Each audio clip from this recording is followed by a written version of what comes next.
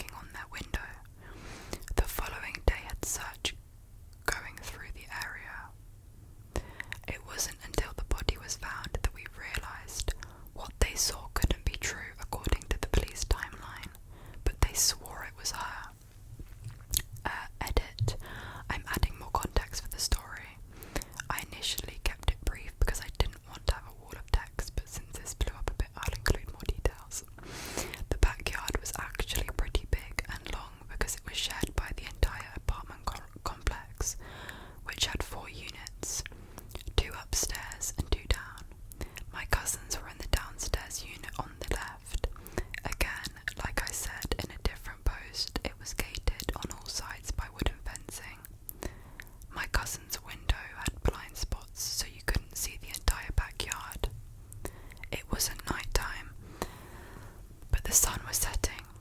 They said it was almost down at this point, so I assume around 7 p.m. They're in the room which has, they are in the room which has a window that sees into their backyard. It was ghetto, and they were pretty poor, so their bunk beds, I can't even speak. It was ghetto, and they were pretty poor, so their beds only had the mattress, not the frame supporting it. It was a queen and a single pressed up against the wall with the window. So basically, to look into the backyard, you were standing up on a mattress, looking against how you normally face, back against the wall, sitting down on the mattress. Youngest brother, holy shit, there's someone in the back. She just walked away. Oldest, laying down on the bed. WTF you talking about? Youngest, dude, it looks like old lady. She's walking around where grandma's vegetable garden is. Oldest, youngest, come effing look. She's just walked away. Oldest goes and looks. I don't